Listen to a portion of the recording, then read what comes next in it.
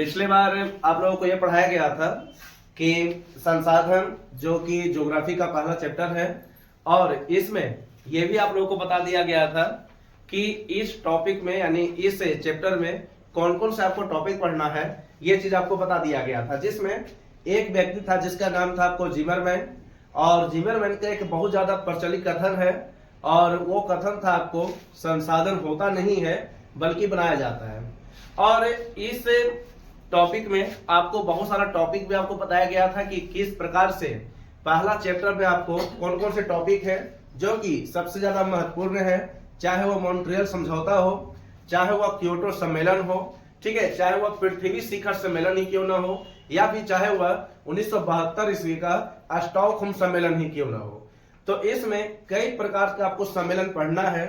उसके बाद आपको ये भी बताए थे कि इसमें आपको संसाधन संरक्षण के बारे में आपको जानना है, चाहे वह मेजर राजेंद्र सिंह का तरुण भारत संघ ही क्यों ना हो, उसी प्रकार से चाहे आपको चिपको आंदोलन ही क्यों ना हो, या फिर किसी न किसी प्रकार से अपिको आंदोलन ही क्यों ना हो। तो कई प्रकार से आपको आंदोलन भी है जो कि आपको संसाधन संरक्षण से संबंधित है। लेकिन वहां तक पढ़ने के लिए आज उसके बाद जो टॉपिक आपको शुरुआत करते हैं, और उस टॉपिक का जो नाम रहेगा जिसका नाम है आपको संसाधन का वर्गीकरण। संसाधन का वर्गीकरण ये एक स्पेशल टॉपिक भी है, संसाधन का वर्गीकरण। अब यहां पर याद रखेंगे, अभी तो शुरुआत ही है, 2 दिन ही हुआ है, लेकिन इसमें ऐसा ऐसा टॉपिक आपको पढ़ाएंगे जो कि आपको बाद में बहुत ज्यादा काम भी आएगा। तो अभी इसको ध्यान रखेंगे कि हमको संसाधन को वर्गीकरण पढ़ना है, और संसाधन का वर्गीकरण का मतलब ही हो गया कि संसाधन को हमको प्रकार में आपको बांटना है कि कितने प्रकार होते हैं। वैसे तो संसाधन के 2 प्रकार मुख्य रूप से होते हैं, ठीक है, एक होता आपको प्राकृतिक संसाधन, एक होता आपको कृत्रिम संसाधन। लेकिन यहां पर हमको कई रूप से पढ़ना है, ठीक है, कई रूप से पढ़ना है। अब कई रूप क्या है वो भी आपको बताया जाएगा, लेकिन हल्का से यहां पर ये याद रखेंगे कि संसाधन को ऐसा नहीं कि हमेशा आपको 2 ही रूप में बांटेंगे, लेकिन यहां पर यह भी ध्यान रखना है कि बुक के अनुसार, किताब के अनुसार मुख्य रूप से आपको 2 भागों में बांटा गया है। एक का नाम है आपको प्राकृतिक संसाधन, और दूसरा का नाम है जिसका नाम है आपको मानवीय संसाधन यानी कृत्रिम संसाधन, ठीक है। प्राकृतिक संसाधन का मतलब ही होता है कि वैसे संसाधन जिसे इंसानों द्वारा नहीं बनाया गया हो, और मानवीय संसाधन का मतलब ये हो गया कि वैसे संसाधन जिसे इंसानों द्वारा आपको बनाया जाता है। अब यहां पर ये ध्यान रखेंगे कि इस संसाधन के वर्गीकरण को हम यहां पर कई रूप में बांटने का प्रयास करेंगे, और यहां से भी कई प्रकार का आपको सवाल बनता है, जिसमें एक आपको रहता है जिसमें कभी कभी पूछ देता है कि उत्पत्ति के आधार पर संसाधन कितने प्रकार के होते हैं। तो ध्यान रखेंगे, एक सवाल होता है उत्पत्ति के आधार पर संसाधन, उत्पत्ति के आधार पर संसाधन, ठीक है, ये चीज समझेंगे। देखें, उत्पत्ति के आधार पर संसाधन। अब संसाधन का वर्गीकरण हम यहां पर कई रूप से आपको बताया जा रहा है, जिसमें एक रहेगा आपको उत्पत्ति के आधार पर संसाधन। तो ध्यान रखेंगे कि उत्पत्ति के आधार पर जो संसाधन होते हैं ये आपको 2 प्रकार होते हैं। एक होता है आपको जैव संसाधन, और दूसरा को जो नाम है जिसका नाम है आपको अजैव संसाधन, ठीक है। एक है आपको जैव संसाधन, दूसरा का जो नाम है जिसका नाम है आपको अजैव संसाधन।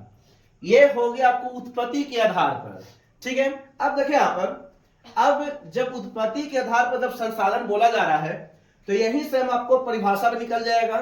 जैव का मतलब हो गया सजीव का गुण मौजूद होना चाहिए, ठीक है, सजीव का गुण मौजूद होना चाहिए, जबकि अजैव का मतलब हो गया सजीव का गुण मौजूद नहीं होना चाहिए, ठीक है, सजीव का गुण ना होना चाहिए, ना हो, ठीक है, ये चीज समझेंगे। देखें यहां पर याद रखेंगे, यहां पर जो मेन जो पॉइंट ये कहा जा रहा है, यहां पर आपको समझना है कि क्या है इसे। देखें, सबसे पहली बात, बुक के अनुसार उत्पत्ति के आधार पर जो संसाधन हो गए आपको 2 हो गए। एक का नाम है आपको जैव संसाधन, दूसरा का जो नाम है जिसका नाम है आपको अजैव संसाधन। जैव संसाधन किसे कहते हैं? तो वैसे संसाधन जिसमें जीव जंतुओं का गुण मौजूद हो, ठीक है, जिसमें जैविक गुण मौजूद हो, जिसमें सजीव का गुण मौजूद हो। तो आप खुद सोचो कि जैव संसाधन में क्या हो सकता है। तो इंसान आ जाएगा, पेड़ पौधे आ जाएंगे, पशु पक्षी आ जाएगा, जानवर भी आ जाएगा, ठीक है, कीड़े मकोड़े भी आ जाएंगे। तो जिसमें सजीव का गुण मौजूद होता है उसी को जैव संसाधन कहते हैं, ठीक है। तो उसी जस्ट इसका उल्टा हो गया अजैव संसाधन। तो अजैव संसाधन का मतलब होता है कि वैसे संसाधन जिसमें सजीव का गुण मौजूद नहीं हो। तो डायरेक्ट आप दूसरे एंगल से भी बोल सकते हैं कि वैसे संसाधन जिसमें निर्जीव का गुण मौजूद हो, ठीक है। तो अजैव संसाधन में क्या जाएगा, तो आपको आसपास में जो सजीव नहीं है उसको आप ले सकते हैं, जैसे घर आ जाएगा, ठीक है, ईंट आ जाएगा, बालू आ जाएगा, ठीक है, दीवार आ जाएगा, व्हाइट बोर्ड आ जाएगा, ब्लैक बोर्ड आ जाएगा, मोबाइल आ जाएगा। तो अजैव संसाधन का मतलब ये है कि वैसे संसाधन जिसमें सजीव का गुण मौजूद नहीं होता है उसे अजैव संसाधन कहते हैं। जबकि जैव संसाधन का मतलब हो गया कि वैसे संसाधन जिसमें जीव का गुण मौजूद हो, यानी सजीव का गुण मौजूद होता है, उसे जैव संसाधन कहते हैं, ठीक है। ये चीज समझेंगे, सबका अपना अपना गुण है, ठीक है। और यहां पर संसाधन का जो वर्गीकरण जो बांटा गया है वो कई रूप से बांटा गया है। ऐसा आप नहीं कह सकते कि संसाधन को केवल दो ही भाग में बांटा गया है, प्राकृतिक और मानवीय यानी कृत्रिम, ठीक है। लेकिन यहां पर भी ध्यान देना कि ये भी आपको सवाल बनता है कि उत्पत्ति के आधार पर संसाधन कितने होते हैं। तो याद रखेंगे आपको दो है, जिसमें एक का नाम रहेगा आपको जैव संसाधन, दूसरे का नाम रहेगा आपको अजैव संसाधन, ठीक है। ये चीज ध्यान देंगे। आज का टॉपिक ही आपको संसाधन का वर्गीकरण, और संसाधन का वर्गीकरण में आपको बढ़िया से आपको डीपली भी कर देंगे कि किस रूप से इसका सवाल भी बनता है और कैसे आपको परिभाषा भी निकालना है। ध्यान रखना कि परिभाषा चाहे किसी भी विषय में क्यों ना हो, ठीक है, परिभाषा ऐसा नहीं कि रटा रटाया हुआ चीज है। ये आपको केवल समझना है कि परिभाषा कैसे याद रखना है, ठीक है। चाहे वह बायोलॉजी का परिभाषा हो या फिर किसी भी विषय का परिभाषा क्यों ना हो, अगर कोई भी विषय का परिभाषा याद करते हैं तो उसको पूरी तरह से आपको याद रखना है। और ध्यान में यह भी रखना है कि रटना नहीं है, ठीक है। बहुत सारा ऐसा परिभाषा होता है जो उसके अर्थ यानी उसके नाम में ही अर्थ आपको छुपा रहता है, ठीक है, चाहे वो जैव ही क्यों ना हो या फिर अजैव ही क्यों ना हो। तो ये हो गया आपको उत्पत्ति के आधार पर। उसी प्रकार से याद रखेंगे, एक आपको पूछता है उपयोगिता के आधार पर, उपयोगिता के आधार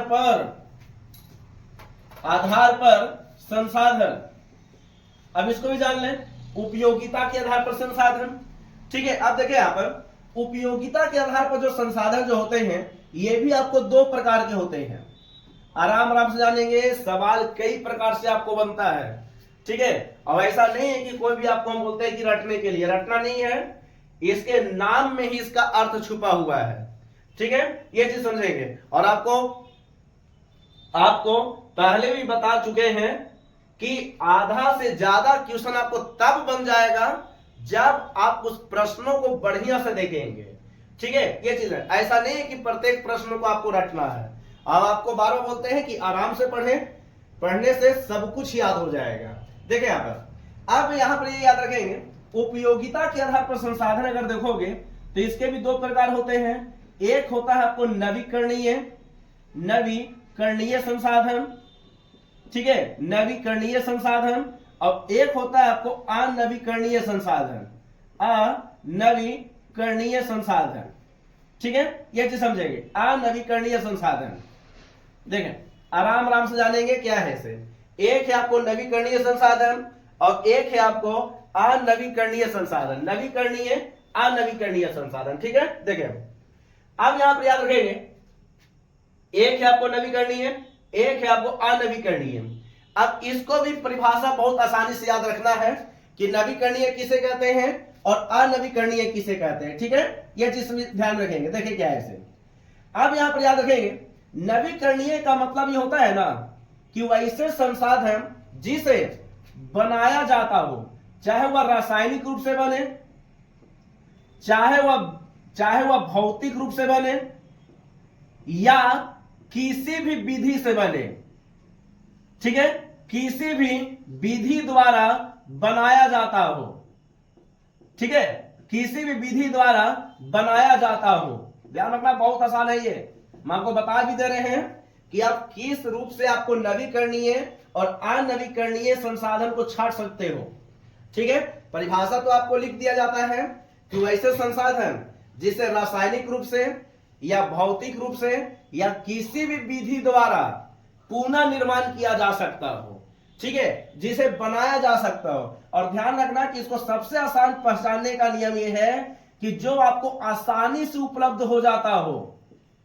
ठीक है, आसानी से उपलब्ध हो जाता हो, ये चीज समझेंगे, जो आपको आसानी से उपलब्ध हो जाता हो। अब खुद सोचो कि आपको आसानी से क्या मिल सकता है, तो आसानी से आपको पानी मिल सकता है। ठीक है, और इसे भी ध्यान रखना कि पानी को आपको बनाया भी जाता है। हाइड्रोजन को और ऑक्सीजन को अगर संयोग कर देंगे, वैसे ही पानी का जो फार्मूला होता है H2O होता है। ठीक है, तो आप रासायनिक रूप से पानी को बना भी सकते हैं। आप जो आसानी से उपलब्ध हो जाता हो उसी को नवीकरणीय संसाधन कहते हैं। ठीक है, यह चीज समझेंगे। नवीकरणीय संसाधन का बहुत सिंपल परिभाषा है कि वैसे संसाधन जो आपको रासायनिक रूप से, भौतिक रूप से या किसी भी विधि द्वारा बनाया जाता हो, आसानी से उपलब्ध हो। ठीक है, और एक बार उपयोग करने के बाद ये जल्दी समाप्त नहीं होता हो। ठीक है, ये चीज समझेंगे, जल्दी समाप्त ना हो। ऐसा नहीं कि पानी का हम प्रयोग करें तो तुरंत समाप्त हो जाएगा, क्योंकि पूरे वर्ल्ड में, ठीक है, पानी जो है, पानी का जो परसेंटेज जो है वो आपको 71% है। ठीक है, बहुत ज्यादा पानी है। तो ऐसा नहीं है कि पानी का जरूरत से ज्यादा प्रयोग करेंगे तो तुरंत समाप्त होगा, समाप्त होने बहुत ज्यादा समय लगेगा। ठीक है, तो देखो परिभाषा ऐसा नहीं है, आराम से इसको याद भी कर सकते हैं। नवीकरणीय का मतलब हो गया कि जिसे आप रासायनिक रूप से बना सकते हैं, भौतिक रूप से बनाया जाए या किसी भी विधि द्वारा बनाया जाता हो, या डायरेक्ट आप बोल सकते हैं कि जो आपको आसानी से मिल जाता हो, जैसे कुर्सी। ऐसा नहीं कि इसके लिए आपको लाखों समय का इंतजार करना पड़ता है। ठीक है, आपके लिए बहुत तपस्या करना पड़ता है कि कुर्सी मिल जाए, तो ऐसा नहीं होता है। आप डायरेक्ट बना भी सकते हैं। डायरेक्ट आप बोलो ना कि जो बनाया जाता है उसी को क्या कहते हैं, तो नवीकरणीय। ठीक है, नवीकरणीय का परिभाषा हो गया कि वैसे संसाधन जिसे बनाया जाता हो किसी भी विधि द्वारा, जो आसानी से उपलब्ध हो और एक बार प्रयोग करने के बाद वो जल्दी समाप्त ना हो। ठीक है, उसे क्या कहते हैं, तो उसे कहते हैं आपको नवीकरणीय संसाधन। तो जब आप नवीकरणीय संसाधन पढ़ लिए तो ठीक ये इसका उल्टा रहेगा, वैसे संसाधन जिसे बनाया नहीं जाता हो। ठीक है, ये चीज समझेंगे। और यहां पर यह भी ध्यान रखेंगे कि एक बार प्रयोग करने के बाद ये समाप्त हो जाता है। ठीक है, समाप्त हो जाता है, ध्यान रखना, जिसे एक बार प्रयोग करने के बाद ये तुरंत समाप्त हो जाएगा। और ये भी ध्यान रखेंगे इसके निर्माण में कई सालों का इंतजार करना पड़ता है, लाखों साल का इंतजार करना पड़ता है। ठीक है, लाखों साल का इंतजार करना पड़ता है इसके निर्माण में। अनवीकरणीय संसाधन का मतलब यह है, अनवीकरणीय संसाधन कि वैसे संसाधन जिसे हम बना नहीं सकते। ठीक है, और एक चीज और याद रखेंगे कि लाखों साल के इंतजार भी करना पड़ता है, और एक बार अगर प्रयोग करते हैं तो क्या होगा, ये तो ये आपको समाप्त हो जाएगा। ध्यान रखना कि नवीकरणीय संसाधन समाप्त नहीं होता है जल्दी, जबकि अनवीकरणीय संसाधन की विशेषता है कि अगर आप इसका एक बार प्रयोग करेंगे तो संभव क्यों नष्ट हो जाएगा। और सबसे अच्छा एग्जाम्पल इसमें आता है, जिसका उदाहरण आपको है कोयला।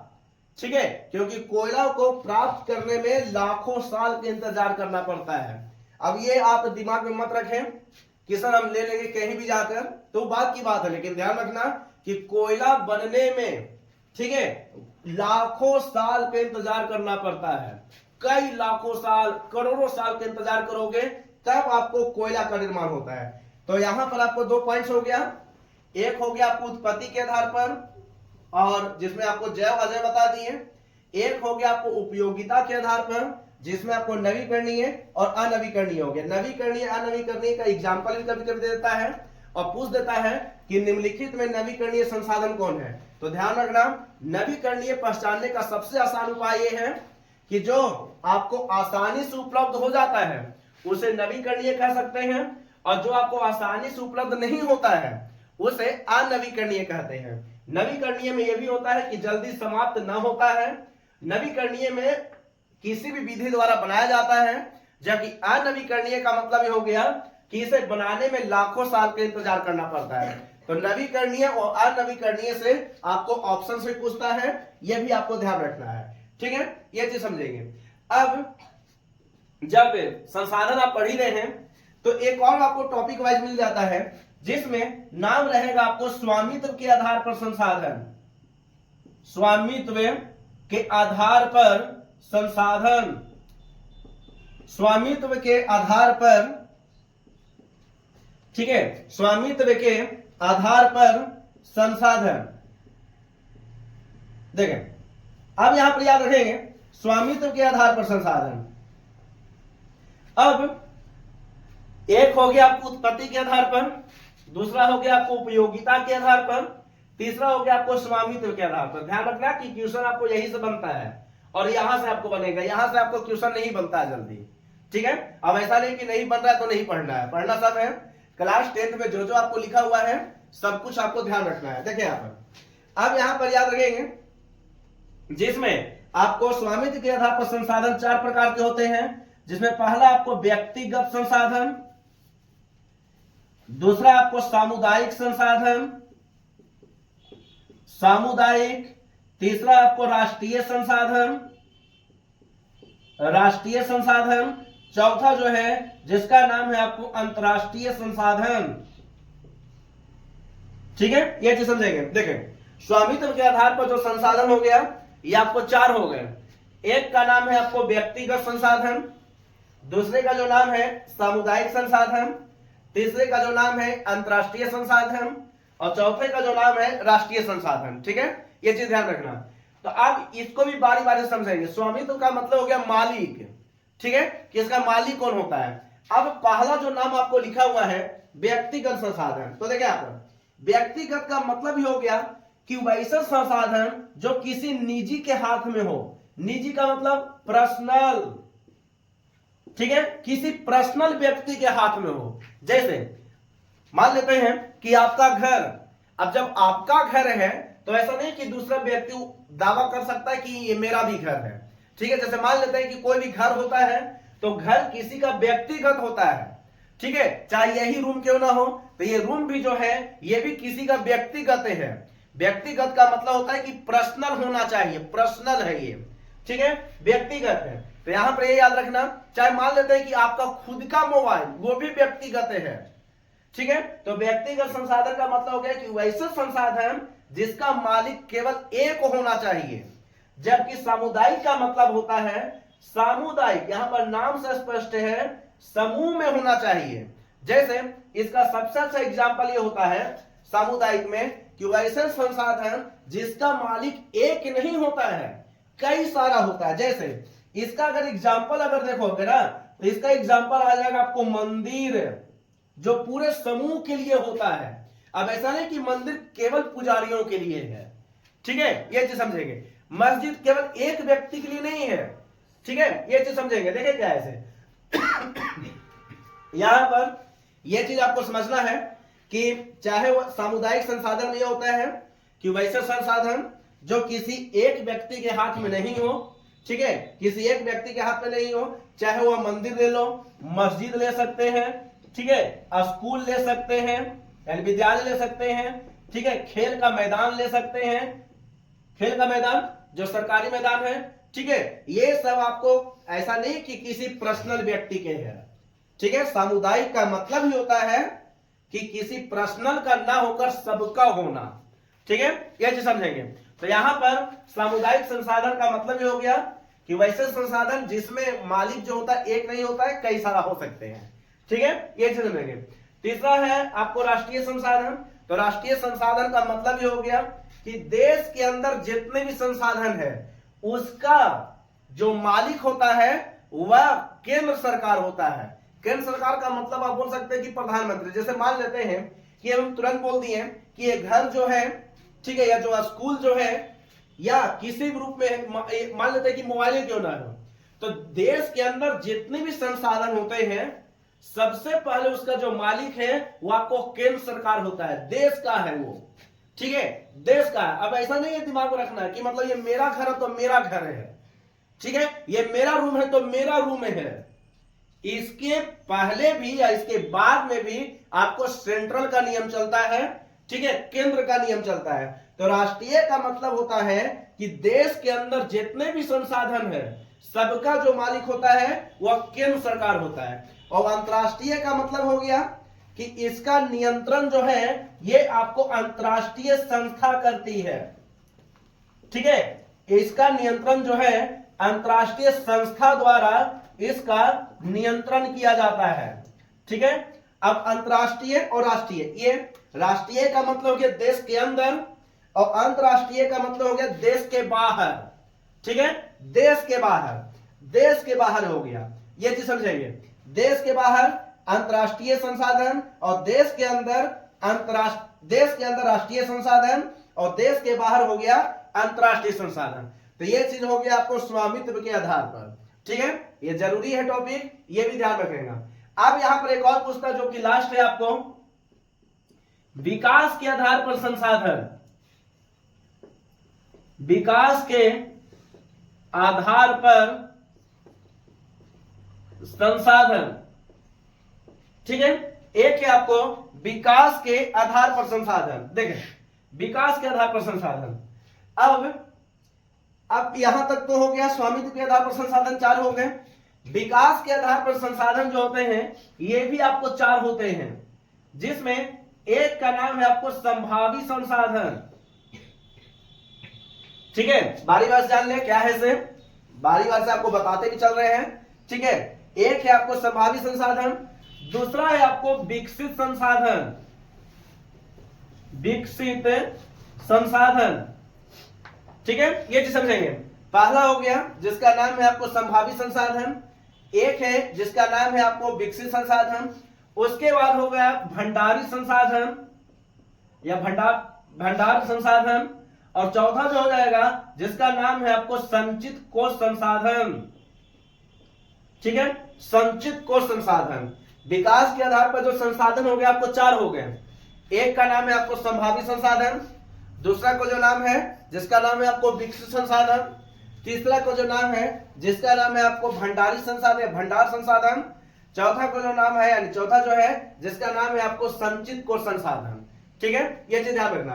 अब देखें क्वेश्चन यहां से भी आपको नहीं बनता है, लेकिन तब भी आपको याद रखना है कि विकास के आधार पर 4 हो गए, उत्पत्ति के आधार पर 2 संसाधन है, उपयोगिता के आधार पर 2 है, नवीकरणीय, और क्वेश्चन आपको यहीं से बनता है, ठीक है, यहां से भी आपको जल्दी नहीं बनेगा। और स्वामित्व के आधार पर 4 हो गए, व्यक्तिगत, सामुदायिक, राष्ट्रीय और अंतरराष्ट्रीय।